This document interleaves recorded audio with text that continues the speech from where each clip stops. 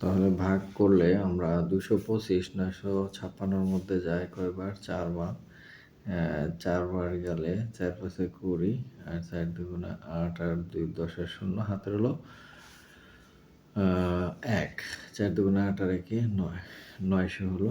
900 যদি আমরা বিয়োগ করি 6 5 56 2 কেটে নিয়ে আসলাম 2। কারণ 562-র মধ্যে 2 বার যায়, তাহলে 2 দিয়ে এটা গুণ দিলে 5 2 10, 2 2 4 রেখে 5, 2 2 4। এখন 2 আর 5 আছে কত হলে 6 হবে, 1 হলে। আর এখান থেকে 5 কেটে নিয়ে আসলাম। এখন 125-এর মধ্যে 5 বার যায়, 5 5 আর 25, 5 2 10 আর 2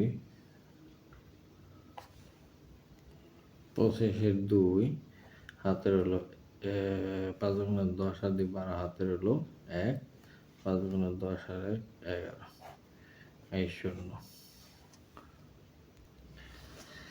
এবার 2 নম্বরটা, একটি গ্রামের রাস্তা মেরামতের জন্য গ্রামবাসী প্রত্যেক পরিবারের কাছ থেকে সমপরিমাণ করে টাকা তোলার সিদ্ধান্ত নিলেন।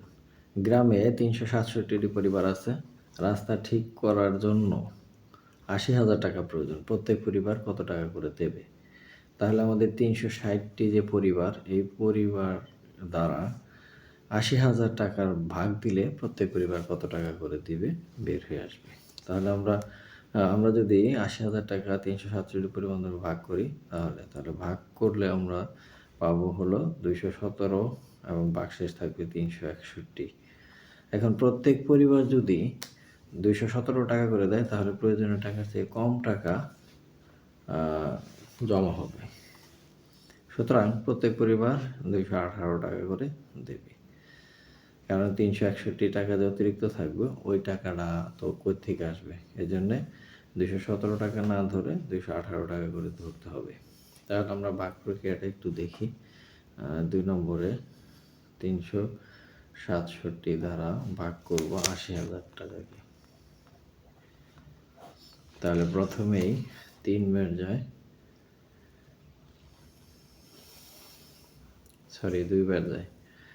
2 বার দিলে কত হয়? 7 2 14 আর হচ্ছে 6 2 12 13 আর হলো 3 2 6 রেখে 7, 734।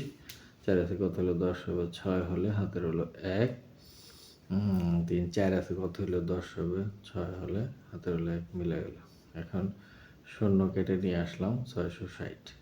660-এর ভিতরে একবার যাবে, কারণ 2 বার গেলে এত হয়, এটার চেয়ে বড় হয়ে যায়। তাহলে একবার গেলে 367। 367 এখন বিয়োগ করলে হবে 3 আর হাতের হলো 1, 6 7 আছে কত হলে 16 হবে, 9 হলে হাতের হলো 1, 4 আছে কত হলো 293 আর একটা 0 কেটে নিয়ে আসলাম। এখন যাবে হচ্ছে 7 বার, 7 7 49 আর হচ্ছে 6 7 42 43 44 45 46 46 আর 6 আর 3 7 21 22 23 24 25 এত হলো। 9 আছে কত হলে 10 হবে 1, 6 7 আছে কত হলে 13 হবে 6, হাতের হলো 1 5 6 আছে কত হলে 9 হবে 3, 361 অবশিষ্ট থাকে। তাহলে আমাদের অঙ্ক মিলে গেছে। এবার 3 নম্বর অঙ্ক, কোনো দৌড় প্রতিযোগিতার পথের 1 চক্র সমান 800 মিটার, কততম বারে সে 10,000 মিটার পথ অতিক্রম করবে? উত্তর ক্রমবাচক সংখ্যা। তাহলে ক্রমবাচক সংখ্যা আমরা কি জানি? ক্রমবাচক সংখ্যা হচ্ছে প্রথম, দ্বিতীয়, তৃতীয়, চতুর্থ। আমরা খেলায় যে অংশগ্রহণ করে যারা, তাদেরকে সাধারণত প্রথম, দ্বিতীয়, তৃতীয় এইভাবে বলি। তো এইগুলোই হচ্ছে ক্রমবাচক সংখ্যা। তো উত্তর যাই আসে আমরা অত তম লিখব, তাহলে ক্রমবাচক সংখ্যা হয়ে যাবে।